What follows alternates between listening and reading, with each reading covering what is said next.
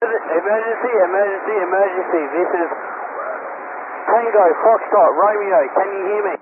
Tango Foxtrot Romeo, Jandakot Tower, I can hear you. What's the problem? Tango Foxtrot Romeo, do you know how to operate the aeroplane? Very, very light. This is my first lesson. Instructor at the moment, are they unconscious? He's leaning over my shoulder. I'm trying to keep him up, but he keeps falling down. The first thing we're going to do is make sure that the wings stay level and that you keep consistent speed and consistent altitude. Can you repeat that, please? What are the numbers on the transponder reading? The reading is nose down. Tango Foxtrot Romeo, can you see any obvious landmarks? For example, the Kwinana Freeway. Can you see that out the window at all? Yes, I can see Thompson Lake.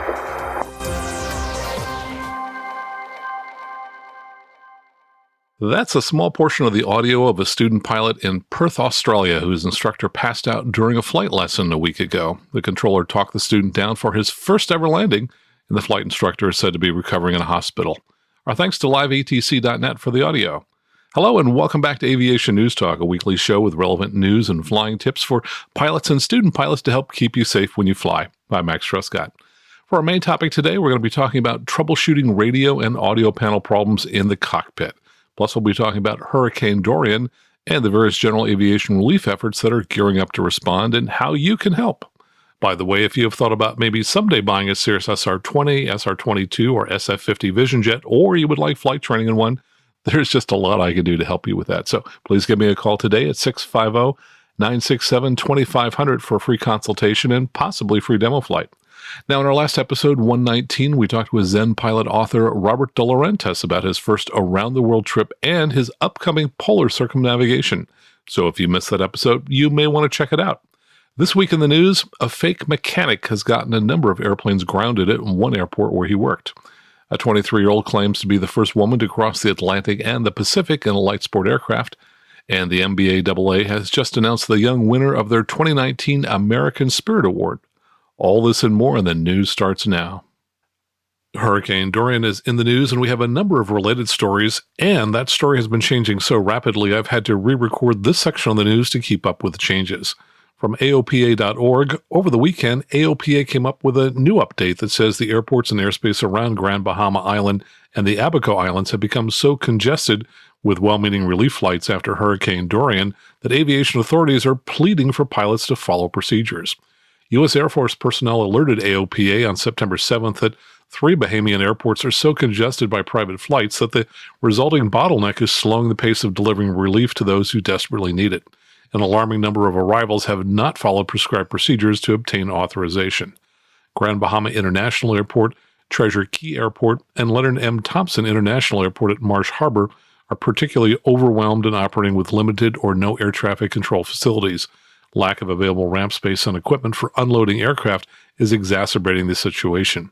The Abaco and Grand Bahama Islands bore the brunt of the storm's wrath as it stalled on top of them starting on September 1 and pummeled them for more than 36 hours with 185-mile-per-hour winds that caused unprecedented and catastrophic damage. AOPA senior leaders traveled to Florida to coordinate with Bahamian officials. Soon after the storm finally moved north and various GA organizations began flying in food, water, and other critically needed items almost as soon as weather conditions allowed, but the combination of devastated infrastructure and the limited capacity to service aircraft on the ground reinforced AOPA's messaging to pilots: don't go, but please donate to relief organizations instead. The Bahamas Civil Aviation Authority advised pilots to avoid operating in the Bahamas Flight Information Region, or FIR, as much as possible, and established a TFR over Grand Bahama International Airport. On September 6th, the FAA began managing low-altitude airspace in the affected area using an AWACS airplane orbiting over the area to assist with air traffic management. The FAA daily releases revised preferred routings from coastal Florida airports to the affected Bahamian airports.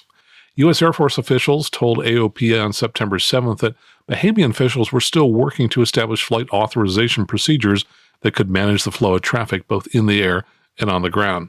For anyone not already actively involved in a coordinated and sanctioned effort, steering well clear of the affected islands was likely to bring more relief than flying to them. The FAA, meanwhile, has not been actively pursuing pilots who did not abide by the TFR. However, AOPA has heard reports that the agency is losing patience and enforcement actions may be forthcoming. Pilots flying into Bahamian airspace may be queried about their authority to be there, according to Air Force officials. The pilot of any aircraft desiring to fly into Grand Bahamas or Treasure Key must call Bahamian National Emergency Management Agency, or NEMA, at 242-322-6081 or 242-332-6085 for entry procedures. Now, that article also included a very long list of relief organizations through which you can donate supplies, and in some cases, the use of your airplane. And I'll include a link to that in our show notes, which you can find at aviationnewstalk.com/120. Now, separately, NATA, the National Air Transportation Association, has a link from their homepage of nata.aero with a long list of Hurricane Dorian resources. It includes links to an FAA website that includes many Dorian resources, including links to 2 special advisory NOTAMs for contingency flow operations from Florida to the Bahamas and for Bahamas recovery and response operations. The NATA site also includes a link to SOD Form 8, which is called Temporary Flight Authorization Application for Hurricane Dorian Relief. That form is from the Bahamas Civil Aviation Authority, and you are required to get approval to conduct hurricane relief flights. And they provide an email address to send it to.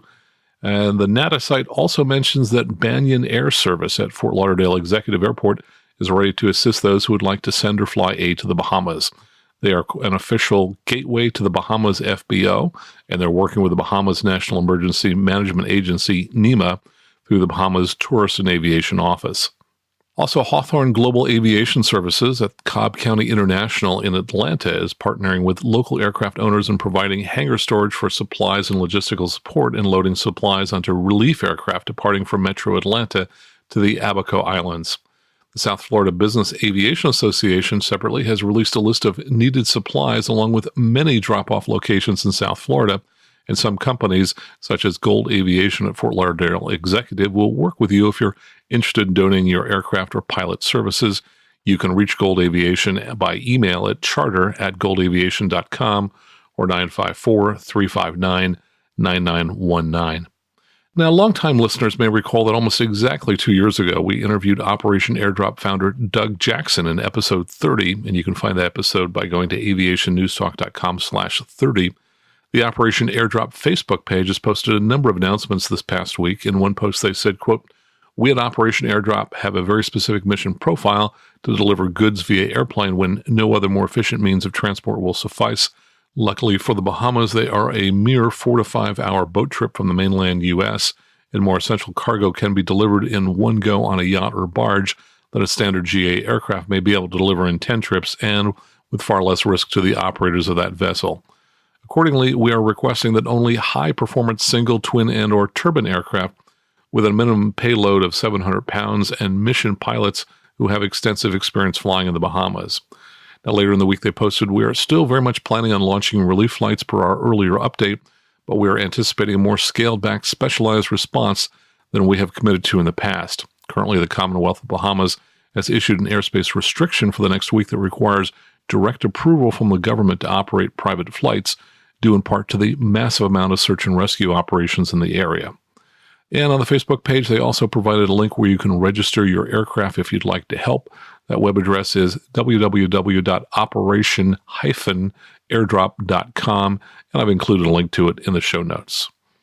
And the Washington Post has a story about the evacuation flight of over 70 aircraft from Embry-Riddle's Daytona Beach campus to safety in Alabama, and we have a link to that story in our show notes. Now, you may recall that 2 years ago in episode 32, we interviewed CFI Venan Udayan, and he was one of the leaders of a similar flight in 2017. And you can find that episode by going to aviationnewstalk.com/32. By the way, Venan is now a first officer at Commute Air, and we'd like to extend our congratulations to him. From globaltimes.cn, Guangzhou commuters to use autopilot drone aircraft taxis. The residents of a South China city may soon be commuting to work in automated flying drone taxis after Guangzhou government signed an agreement with Yihang, a Chinese economic newspaper reported. Guangzhou, capital of South China's Guangdong province, plans to build the world's first air traffic pilot city, according to Hu Huasi, CEO of Yihang. The routes of the self-driving unmanned aircraft are point-to-point and controlled by a dispatch center. Hu noted that The company has set up fixed virtual flight lanes to ensure passengers cannot operate the aircraft. This helps guarantee flight safety, he said. A full backup system prevents the aircraft from getting out of control or crashing, even if there is a malfunction. And the dispatch center will direct aircraft to return or make an emergency landing in an unexpected circumstance. Guangzhou will operate 4 autopilot routes this year and allow aircraft to fly within 11 districts by 2021. After the routes open, production and operation of the self-driving unmanned aircraft will be promoted. As the commercialization of autopilot unmanned aircraft needs policy support, such as air traffic control from the government, Hugh noted that if the self-driving unmanned aircraft can be commercialized, non-drivers can commute in drones just like taking a taxi. So, who knows, maybe the Jetsons flying car will come here yet. From SpaceDaily.com, Quantum signs for 26 electric aircraft from By Aerospace. By Aerospace announced that Quantum Air has signed a purchase deposit agreement for 22 of its all-electric 4-seat E-Flyer 4s and 2 2-seat E-Flyer 2 airplanes. The company also signed a comprehensive agreement that includes 2 future advanced aircraft under development from By Aerospace. By welcomed LA-based Quantum Air to the growing list of By Aerospace customers. Quote, one of Quantum Air's goals is to disrupt aviation, providing more accessible, cost-efficient, high-speed air transportation solutions, including FAA Part 135 on-demand air taxi travel, to help alleviate the noise and CO2 emissions challenges that accompany traditional internal combustion aircraft, he said. Quantum's new fleet of E-Flyers cements its status as the first and leading air taxi service in Los Angeles. With the arrival of electric aircraft, we are entering a new golden age in aviation, said Tony Thompson, Quantum's CEO. Quantum's groundbreaking air taxi service will finally make point-to-point air travel widely available, he said. By Aerospace is developing the FAA FAR-23 certified family of E-Flyer GA aircraft, starting with the E-Flyer 2 for the flight training mission. All of By Aerospace's current and future families of aircraft, including the E-Flyer 2 and the E-Flyer 4, feature exemplary engineering, research, and electric aircraft solutions producing no CO2 and are designed to answer compelling market needs. These include significantly lower operating cost, zero emissions, and decreased noise. From flyer.co.uk, that's Flyer Magazine, deliveries start for Tecnam's mini airline. The first Tecnam P2012 Traveler aircraft are about to be delivered to launch customer Cape Air of Massachusetts, U.S., following the aircraft receiving its full-type certificate from the FAA. Cape Air has ordered 100 of the 11-seat mini airliners. The first P2012 Travelers, already produced and ready to go, will fly from Tecnam's base at Capua, Italy, to the Cape Air base in Hyannis in the coming weeks. The P2012 is powered by 2 375-horsepower turbocharged Lycoming engines and can be flown single-pilot depending upon country regulations. It's been designed with a simple and easily accessed airframe and systems, fixed landing gear, robust interior, and easy-to-replace parts to give high efficiency and low maintenance costs. A number of airlines are in need of a replacement for the many hundreds of heritage airplanes in the FAR-23 short-haul category currently in service around the world. The first P2012 prototype made its maiden flight in July 2016, and the EASA awarded full-type certification in December 2012. Tecnam Managing Director Giovanni Pascal said, quote, the FAA certification of the P2012 Traveler marks a significant milestone for the Tecnam team, our very first commuter airline aircraft. We dedicate this important achievement to Luigi and Giovanni Pascal, the two brothers, my grandfather and my great-uncle, who started this all in 1948. From FlyingMag.com, ZeroAvia breaks silence on hydrogen-powered Matrix. Val Miftakov is a serial clean energy entrepreneur, and his latest enterprise, ZeroAvia, has come out of its hangars in Hollister, California, and into the public eye. Now, Hollister, by the way, is just a short distance south of the San Francisco Bay Area. A year and a half ago, Miftakov founded ZeroAvia to develop a solution to fit a particular aviation market niche, 10 to 20 seats, and a 500 nautical mile trip radius that would target a significant customer base.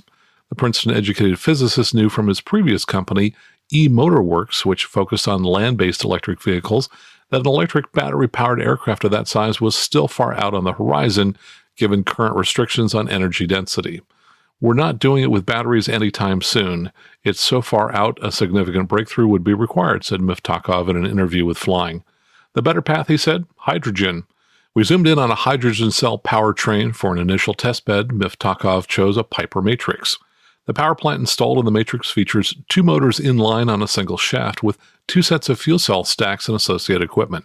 Test flights began in February when the company gained an experimental category designation, and 10 flights total have been completed so far under battery power, all in the vicinity of the Hollister Airport.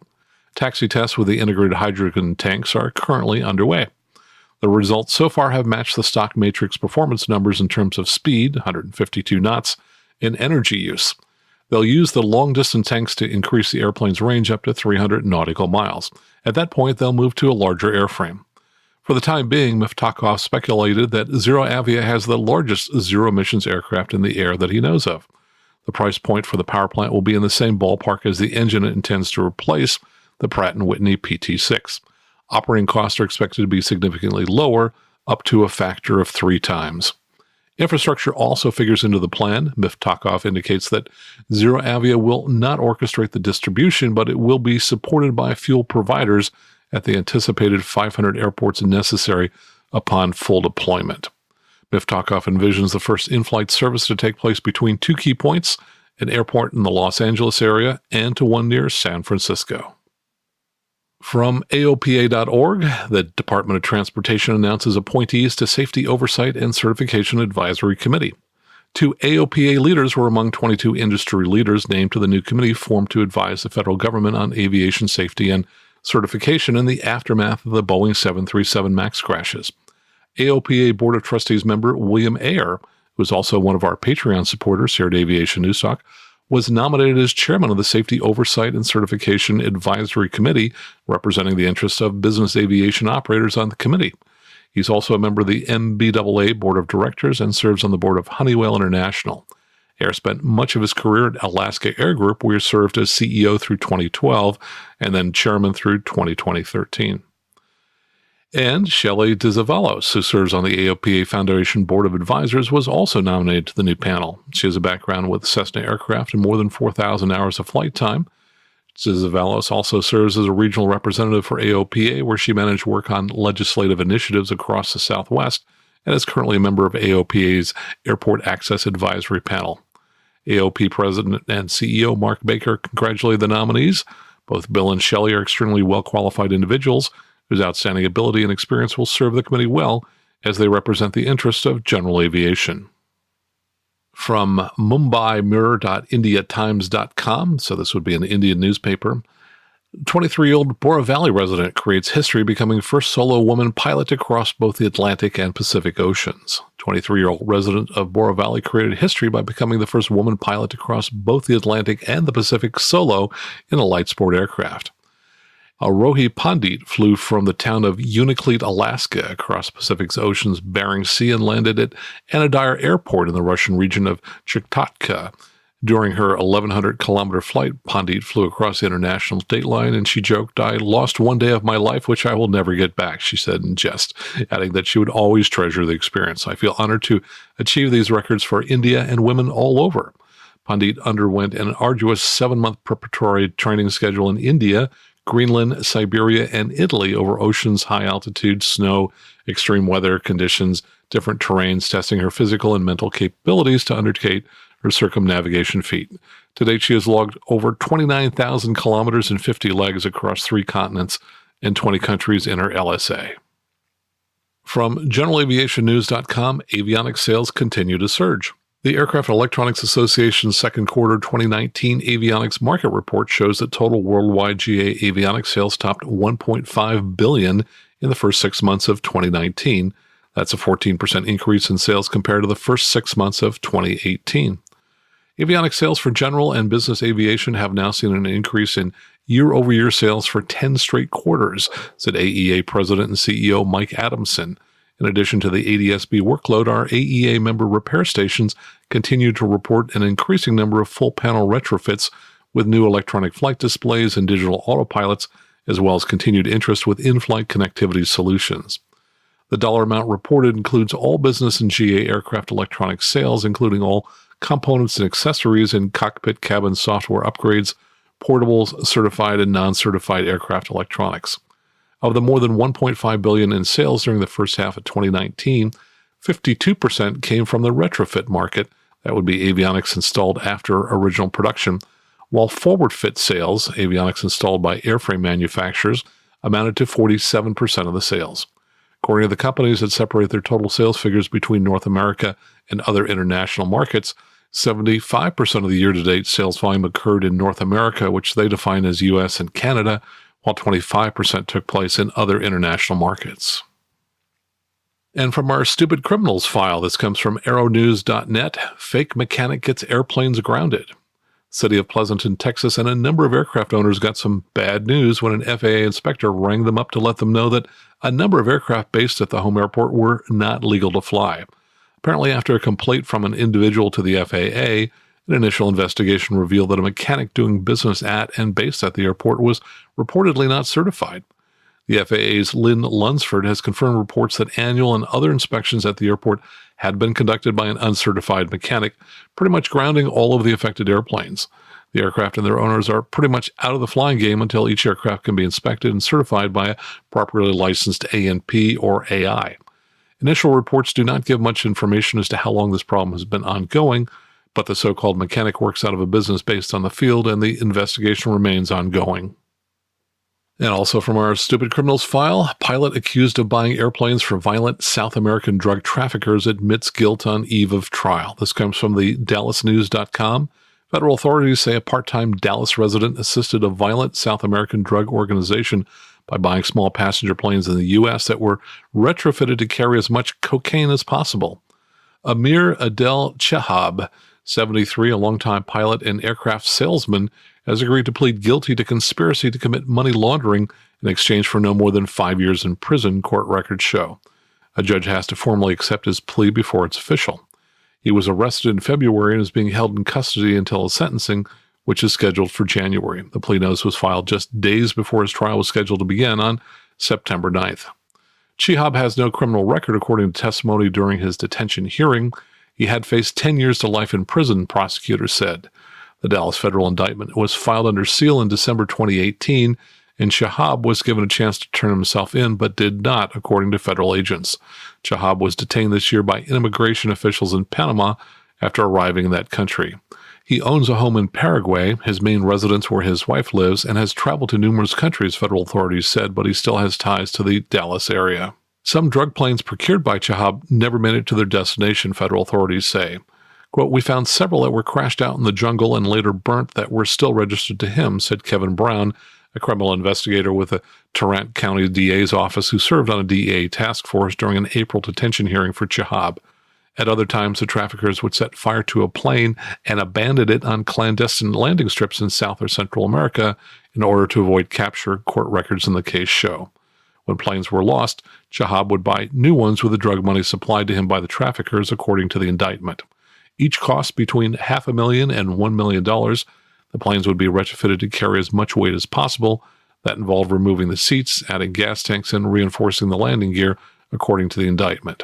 DEA agents as early as 2013 identified numerous airplanes in the U.S. that Chehab and associates had purchased, which were being exported to Paraguay and Brazil, according to court records.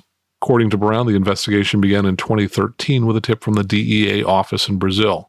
A trafficking group was moving cocaine from Colombia into the U.S. via Central America, and Chehab was getting text messages about buying planes to be used to transport the drug. Chehab would shop for and buy the planes in the U.S., Brown said. He would note the type of landing gear and other capabilities and check with his bosses. Then the planes would be transported to Brazil to be outfitted for hauling large drug amounts, he said. And finally, on an inspirational note from GeneralAviationNews.com, inspirational pilot to receive NBAA award. Barrington Irving, who in 2007 became the youngest pilot to fly solo around the world in a single-engine airplane and who has continued to inspire young people to pursue careers in aviation and aerospace, will receive the NBAA's 2019 American Spirit Award. The award will be presented during the NBAA Business Aviation Convention and Exhibition, which takes place October 22nd to 24th at the Las Vegas Convention Center in Las Vegas. Irving was born in Kingston, Jamaica, and grew up in inner-city Miami, believing that college football represented his only opportunity to receive a higher education. Although he received several scholarship offers out of high school, he instead opted to pursue a career in aviation under the guidance and mentoring of a Jamaican airline pilot. Those experiences set Irving on a course that culminated in his 97-day solo flight around the globe in a single-engine piston aircraft to demonstrate to young people worldwide that they could achieve their dreams. He then founded Experience Aviation, based at the Opa-locka Executive Airport, and established the Experience Aviation Learning Center, dedicated to empowering middle and high school students in the Miami area to pursue careers in the STEM area, that is, science, technology, engineering, and math, including aviation and aerospace. Quote, after discovering his own future in aviation, Barrington Irving has dedicated his life in a tireless effort to promote STEM careers as accessible and attainable path by which others may pursue and realize their own dreams, said MBAA President and CEO Ed Bolin. He embodies a tremendous spirit of inspiration and mentorship that not only serves as an important example for the students who have benefited from his guidance, but for everyone working in business aviation. Irving has continued to encourage students from all walks of life with a flying classroom, combining air, land, and sea expeditions with a digital curriculum to engage millions of children throughout the world. He's also been a frequent presence at NBAA events over the past decade, including as a speaker and mentor during the annual Careers in Business Aviation Day. The NBAA American Spirit Award is presented in recognition of an individual within business aviation who exemplifies the courage, pursuit of excellence, and service to others that characterizes men and women who created and nurtured the American aviation community. And I'd like to extend my congratulations to Barrington Irving. That's the news for this week. Coming up, my weekly updates. And then we'll get to our main topic of troubleshooting radio and audio panel problems in the cockpit. All right here on the Aviation News Talk podcast.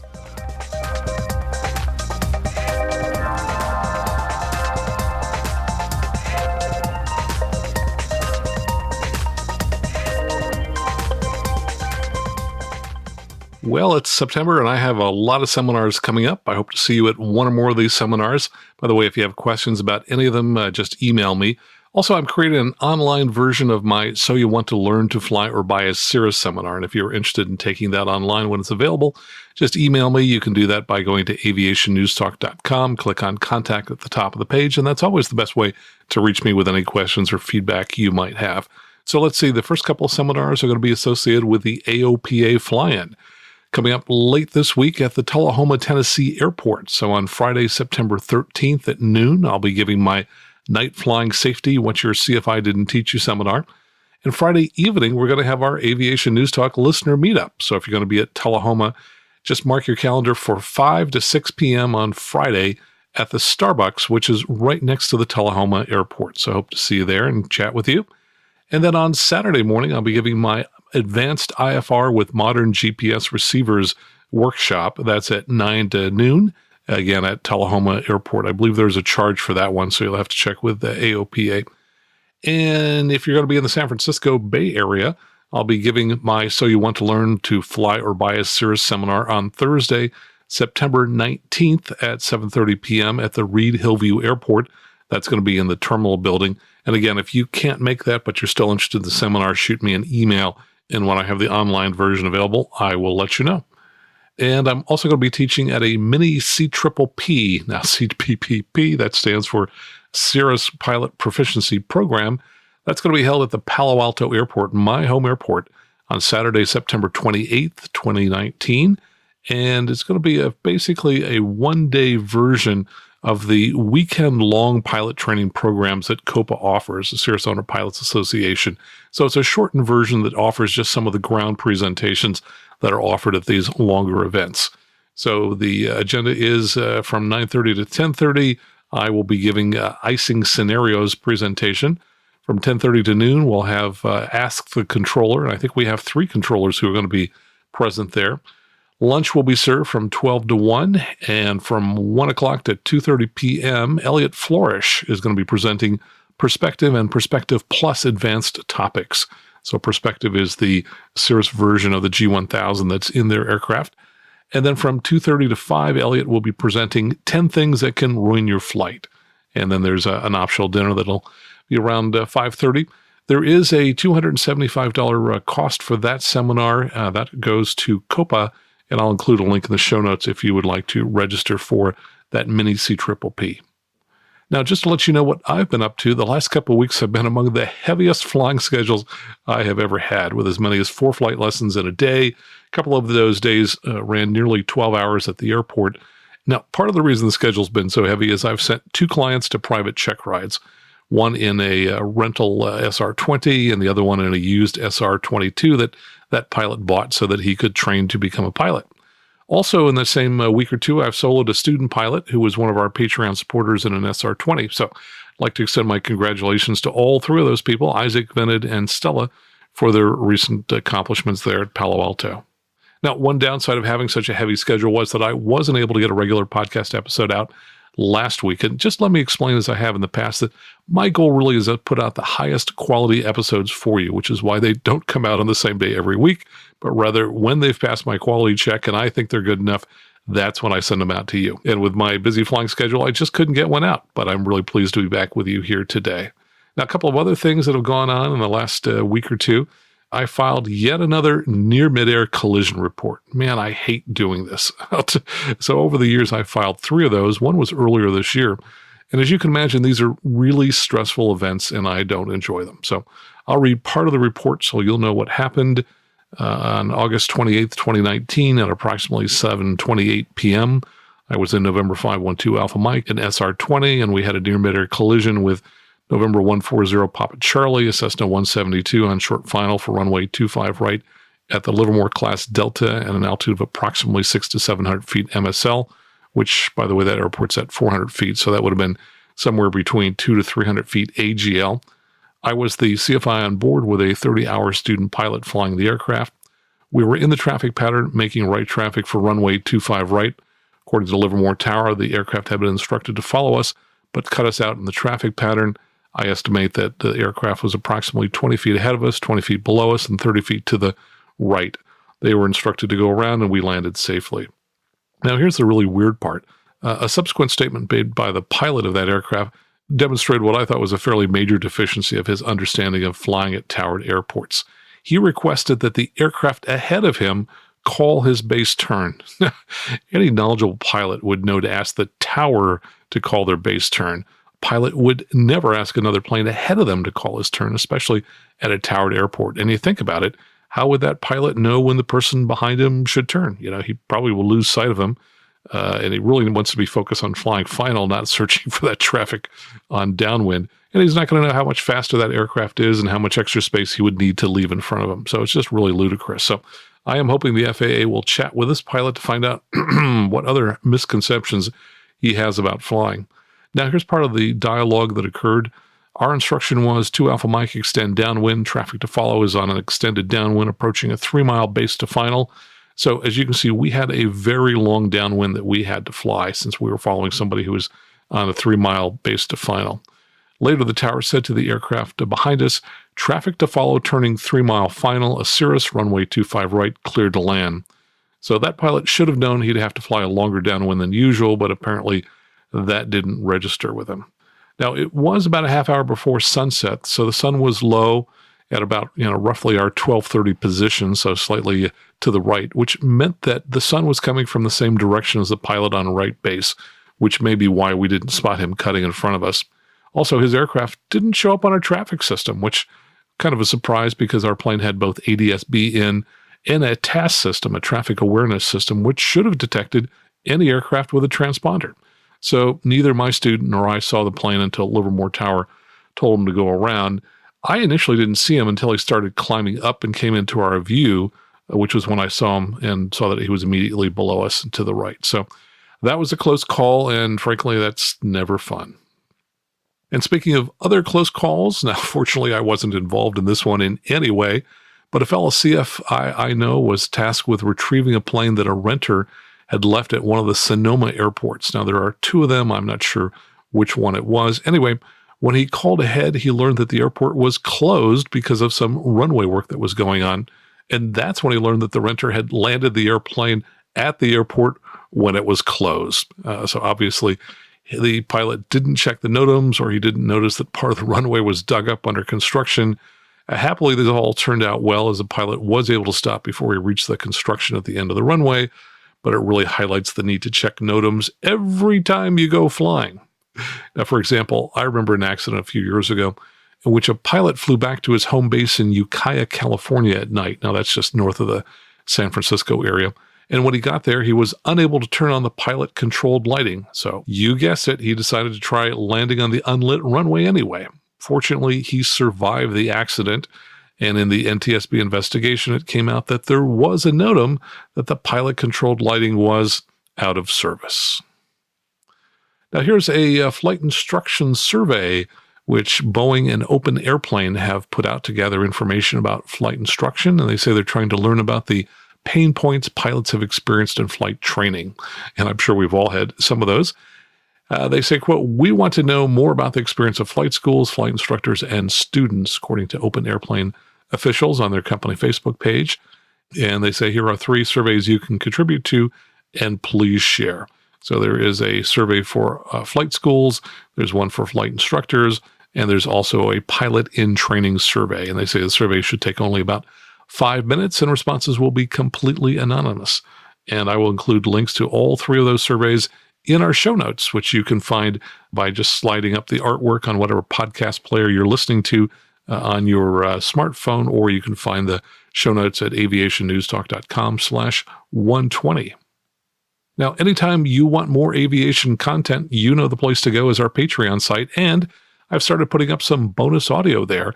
Of course, that's at aviationnewstalk.com/awesome, since you're all awesome supporters. Now, for example, this episode was posted about a day earlier on our Patreon site so that our super supporters could hear it first. And we opened this show with a brief bit of audio from the student pilot in Australia who was talked down by a controller. That pilot is named Max Sylvester, and I've been in touch with him about possibly coming onto the show, but as you can imagine, he's been swamped by interview requests. So I took the entire 35-minute radio conversation he had with the tower controller, and I posted that about a week ago as a bonus episode so that all of our Patreon supporters at whatever level they support us at could listen to that. So I would like to take a moment and support our mega supporters, and these are the folks who donate $50 a month or more, and I mention their name on each of our news shows, plus I send them one of my books after 2 months. And our mega supporters are Tyson Weiss, co-founder of ForeFlight, now of course a division of Boeing, Victor Vogel, who lives in central PA and flies a Cirrus, Tim Delaney, flying for more than 50 years and flies an SR20 up in Northern California, Stephen Elap, he flies a Turbo 182 and a Citation M2, Larry Noe from New York, New York, he flies a new Cirrus SR20 there, he used to fly a Bonanza, and we have 2 new mega supporters this month, and my thanks to Mike Williams. He's the president of Keomac and also TCB Composites. Now, they make composite spinners and bulkheads for GA aircraft, and he flies a 172. And he says he's listened to every episode of Aviation News Talk. That's great. And Seth Lake, he's a longtime super supporter who just edited his pledge upward to the $50 a month level. Thanks so much for that. He is a new DPE giving check rides, and he specializes in teaching the multi-engine rating in his Beechcraft Travel Air. So if you're interested in getting your multi-engine rating and can travel to Arkansas, check out his podcast and flight school at gonogo.aero. And I want to thank everyone who started making any kind of contribution in the past month via PayPal, new super supporter Mario Wachowski, and also monthly donations from Chad Jensen and Douglas Black. And we've also had some one-time donations from PayPal, thanks to Patrick Wiggins, Jason H., Luke Fisher, and Donald Durston. And some new Patreon supporters who've joined us recently. They include Scott Holland, Thomas Sapp, Mike Williams and Seth Lake, who I've just both mentioned, Russ Erb, Chris Bond, Mazen Aziz, Blake Bristow, Wade Jackson, Tony, and Bruce Dickerson. Thanks so much for supporting the show, and thanks to everyone who supports the show in whatever way you do. Now, if you do decide to sign up, if you're at the $4 level, you'll get copies of the scripts for each of our news shows, and $8 a month supporters get the scripts plus a list of links to all the stories that we didn't cover in the news because of time constraints. This week, we had about 7 stories that didn't make it into the news. Now, we also have a large number of super supporters who donate $20 a month, and all of them are listed in our show notes. Now, in a moment, we're going to talk about troubleshooting radio and audio panel problems right here on the Aviation News Talk podcast.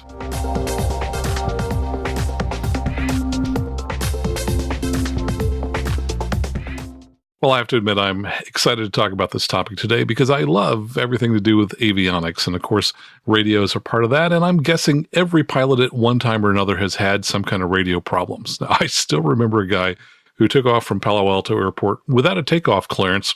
And afterwards, his excuse was that he was having radio problems and that he thought he'd been cleared to take off. To me, that is the height of irresponsibility.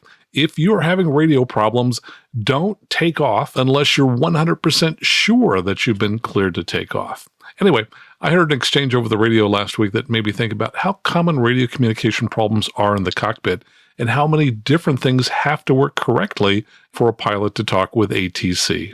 Now, I've always been fascinated by radios and electronics since I was young, and I've been a ham radio operator since I was about 14 years old, so troubleshooting radios is second nature to me, so I thought I'd share some of my thoughts on how to troubleshoot problems in the cockpit when you're having trouble communicating over the radio. Now, in some cases, pilots and controllers just lack the language to use to describe the problems they're hearing. Here's an exchange that I heard, and listen to how the controller describes the problem. Is this better, Bonanza 1808 Delta? Is that 1820 Delta? 1808 Delta. Bonanza 1808 Delta, there's a squelching noise that pops on and off. I can hear you until that happens, and then it's like a weird squiggly noise. Now, to be fair, it's difficult to describe the way a radio transmission sounds, and it's probably even harder to figure out what problem is causing what you're hearing. So let's start with a methodology for troubleshooting cockpit communication problems. First, there are two entirely separate communication systems in your aircraft, and some pilots are unaware of these two separate systems.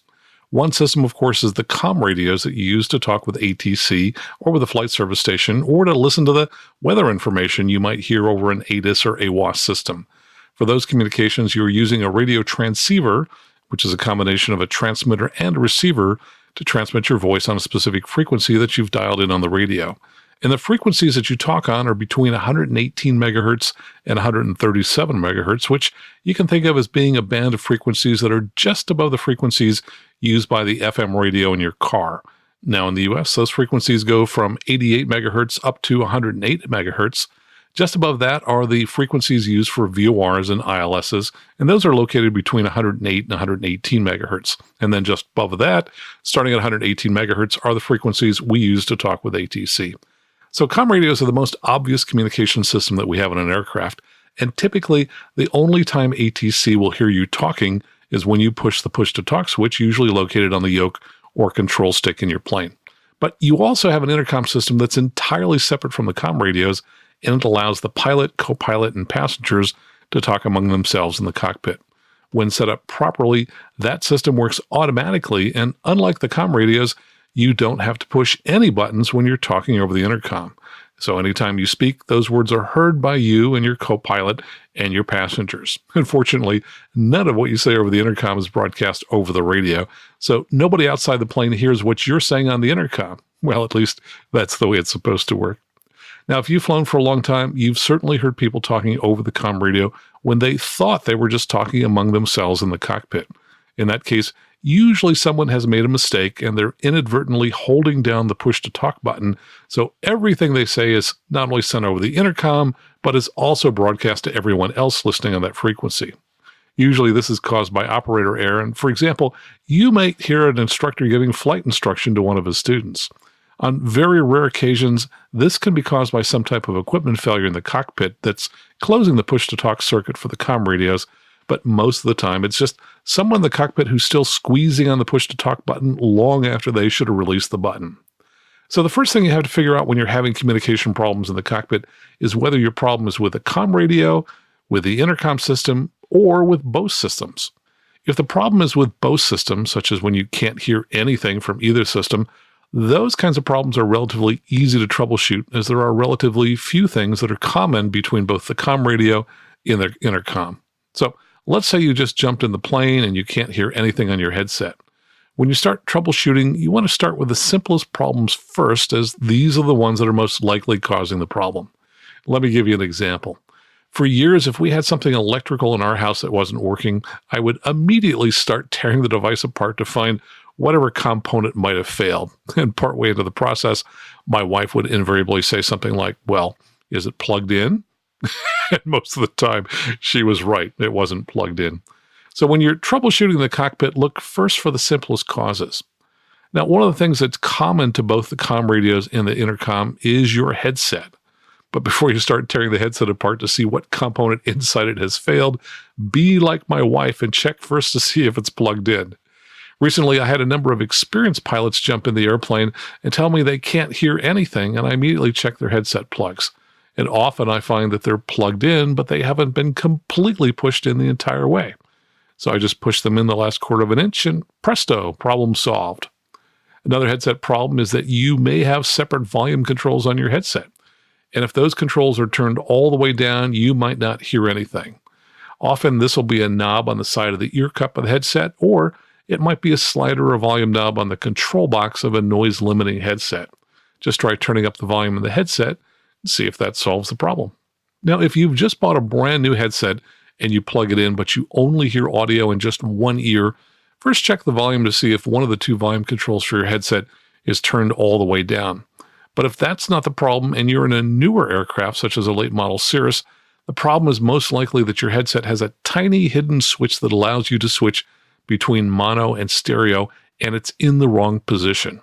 Now, the vast majority of headset jacks in airplanes are set up for mono headsets, so manufacturers like Lightspeed and probably Bose too ship their headsets with that tiny switch set for mono. But if you jump into a relatively new plane that's just a few years old, the headset jacks are often set up for stereo. Now, the reason they are stereo is that in some of the modern audio panels, there's a feature which makes it easier to hear when you're listening to two frequencies at the same time, such as when you're talking to approach control on one frequency and you need to listen to the ATIS simultaneously on another frequency. Now, Garmin calls this feature 3D audio, and here's how it works in their GMA 350 and GMA 345 audio panels. The way they describe it, a spatial dimension to the sound that more closely reflects how the human ear naturally hears and responds to directional sources is used. They say when multiple comm radio sources are monitored, they will seem to come from different locations. For example, when monitoring COM 1 and COM 2, COM 1 will seem to come from the front left, while COM 2 will seem to come from the front right. Likewise, intercom audio is also separated relative to where each individual sits. So, for example, you're listening to ATC on COM 1, that signal may sound louder in your left ear, while the ATIS signal you're listening to in COM 2 may sound louder in your right ear. And that makes it just a little bit easier to monitor both signals and understand them, rather than having both signals equally loud in both ears.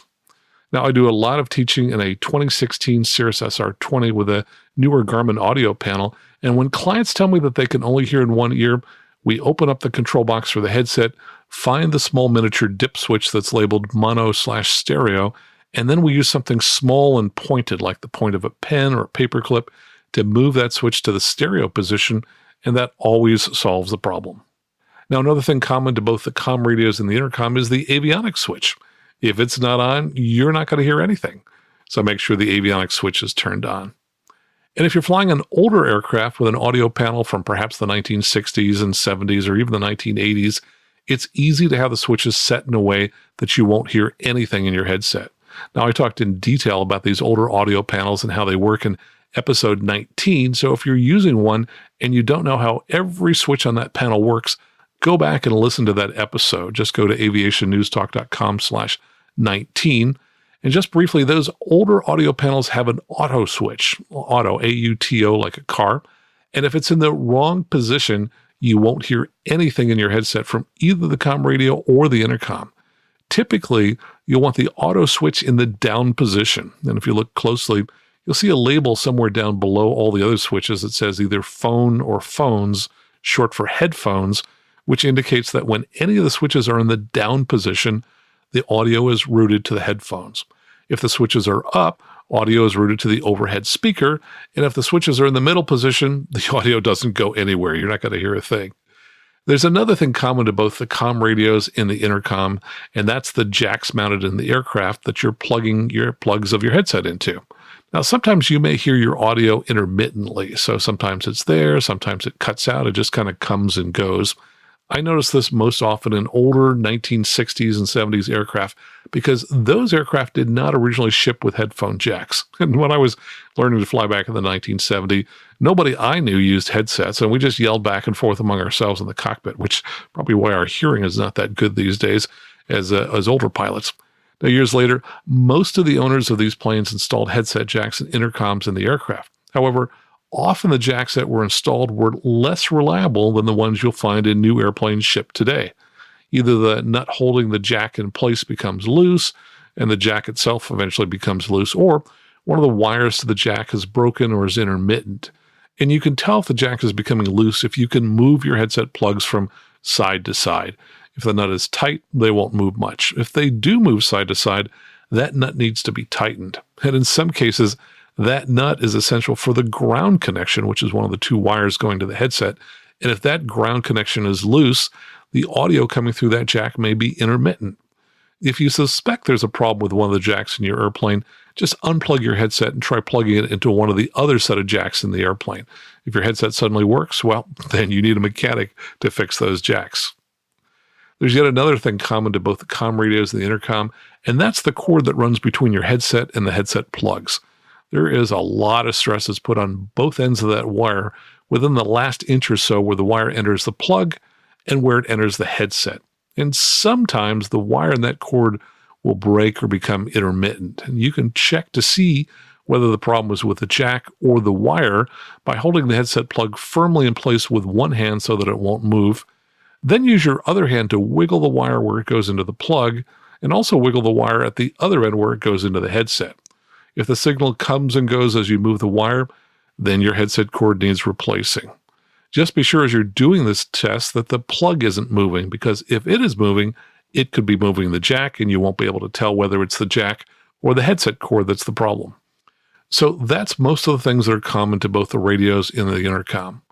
Now let's talk about problems that affect just the comm radios. Suppose you're not hearing any audio from the comm radios and you want to see if the problem is with your headset. There's a quick and easy way to isolate whether your headset or the headset jacks are the source of the problem. Almost every aircraft has an overhead speaker. So from the audio panel, use the appropriate switches to route your audio to the overhead speaker. The exact way to do that, of course, is going to vary by audio panel. With older audio panels, flipping the auto switch up, or any of the other switches up, routes audio from those switches to the speaker. Newer audio panels often have a switch labeled speaker, and pushing it routes incoming audio to the overhead speaker. If you still don't hear the incoming audio from over the speakers, then most likely it's not your headset that's causing the problem. Now let's look at other problems. If, for example, you think your headset microphone is not working, you can check whether that's the problem by using your aircraft's handheld microphone. In single-engine Cessnas, it's usually mounted in a holder directly below the throttle. And in newer planes like a Cirrus, I often find the microphone stored in the center console. If the microphone isn't plugged in, pull out the plug for your headset microphone and plug the microphone in its place. Then use the push-to-talk switch on the handheld microphone to see if you can be heard.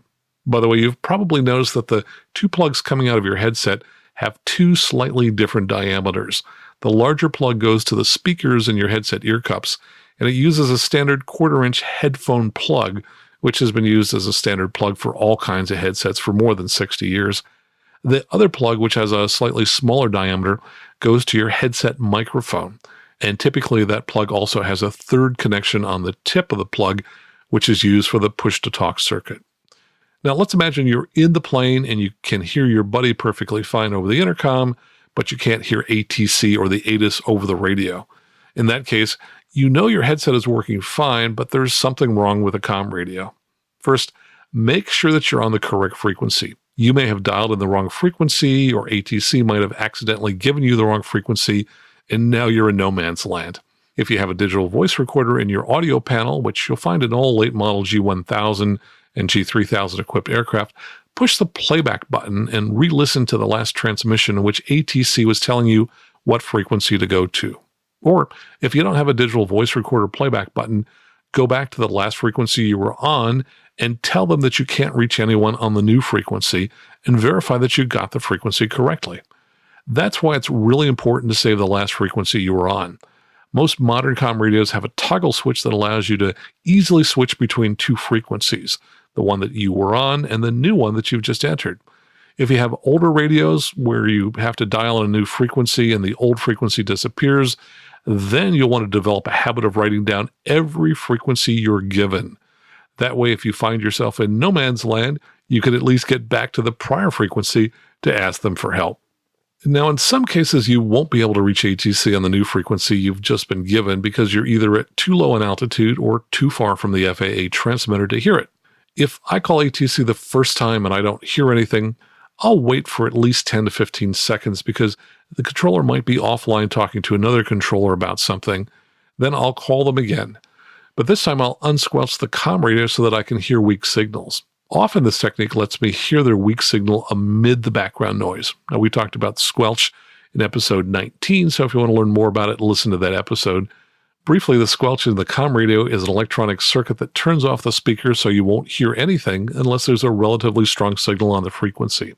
That way you don't have to constantly listen to background noise when there's no signal present. But it can also prevent you from hearing weak signals. So turning off the squelch is the thing to do if you're trying to listen to a weak signal.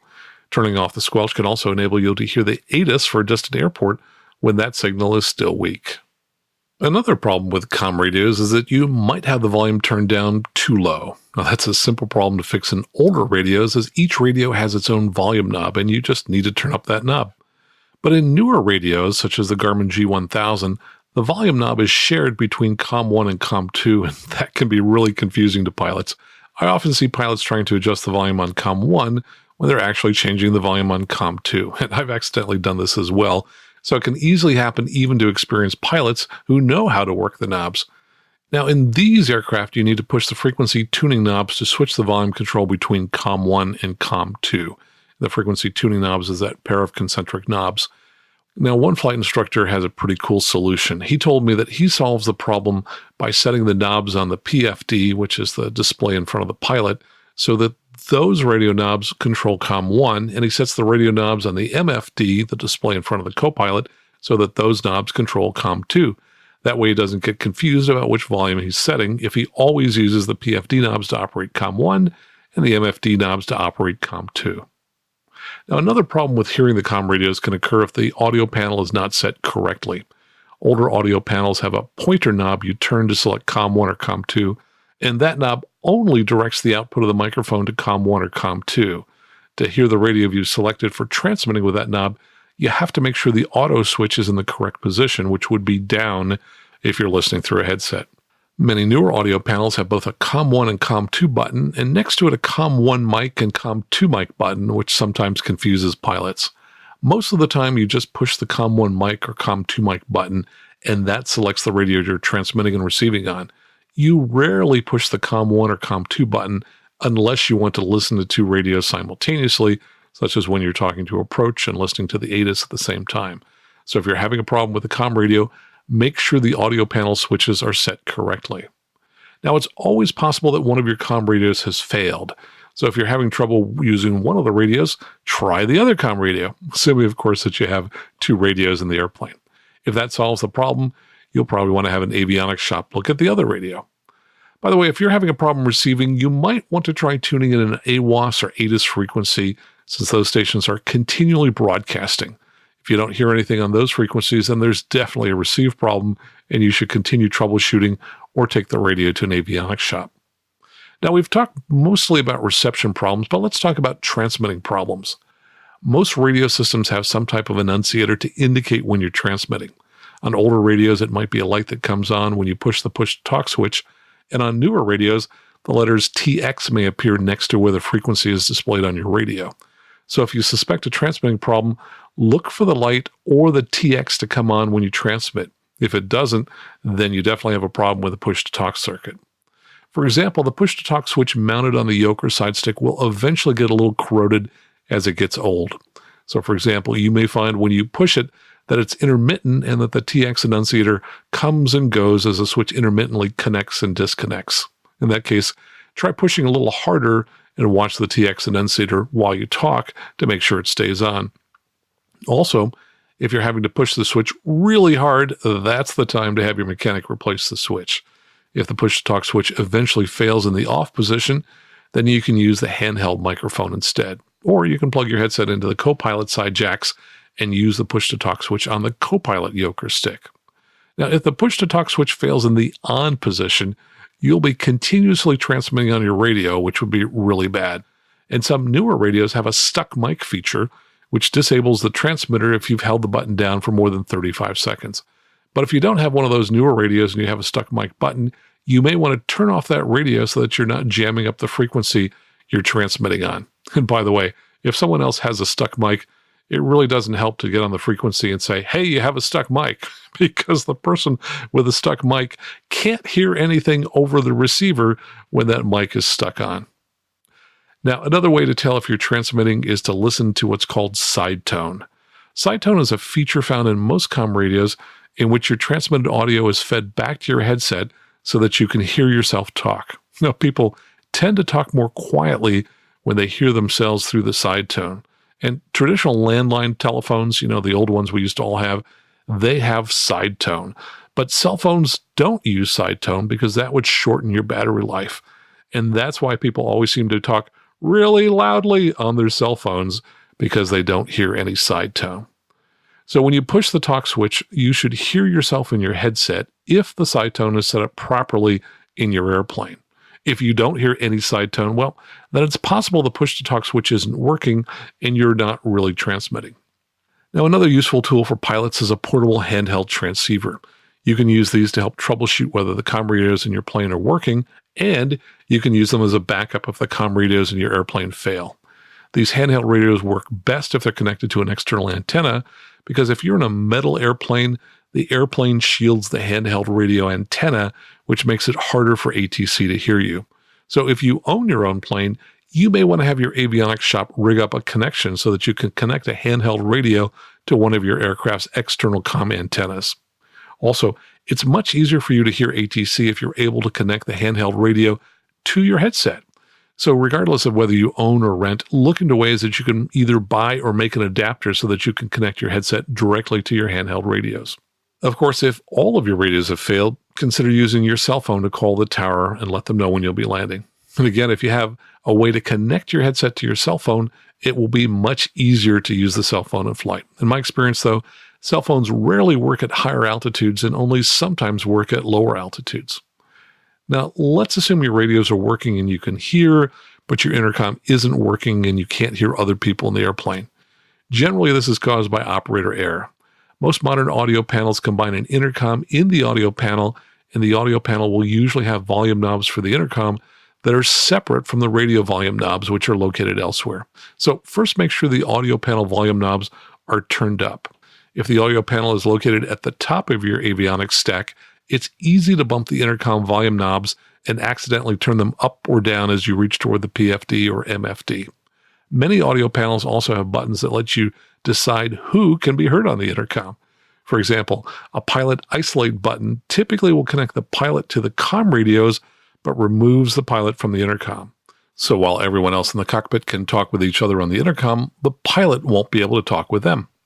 Now, some audio panels also have a crew button, which places the pilot and co-pilot on one intercom loop and places all the passengers on a separate intercom loop. This can be handy if you have loud kids in the back, but it can be confusing if you don't know that it's on and you're trying to talk with your passengers. Most intercoms have a squelch circuit that opens and closes each microphone individually when a person talks. And if the squelch is set too tightly, you won't be heard at all, or perhaps the first syllable you speak is always going to be clipped off. Or if the squelch is set too loosely, one or more of the microphones will stay on all the time, and you're going to hear continuous background noise on the intercom, even when nobody is talking. So learn how to operate the squelch controls on your audio panel so that they're set correctly. Well, there you have it, how to troubleshoot radio and audio panel problems in your aircraft.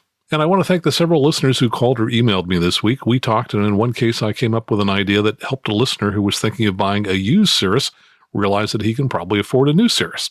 And if you're thinking about buying any model of Cirrus airplane or jet sometime now or in the future, or if you're interested in flight training in one, please call me today for a free consultation. In some cases, I can arrange a free demo flight, and I'll be happy to talk with you about the ins and outs of buying new versus used. Just call me at 650-967-2500 or go to aviationnewstalk.com, click on Contact at the top of the website. And that's where you can also leave any listener questions you have or any feedback for the show. I specialize in the Cirrus and work with people around the world. And if you enjoy this show or got some benefit from it, please share it with some of your friends and let them know about the Aviation News Talk podcast. And if they don't know what a podcast is, and a lot of people still don't, just send them out to the Apple App Store or the Google Play Store where they can download our dedicated Aviation News Talk podcast app for iOS and Android. That makes it really easy to listen to our podcast. In the App Store, just search for Aviation News Talk. And yes, of course, those apps are free. So until next time, fly safely, have fun, and keep the blue side up.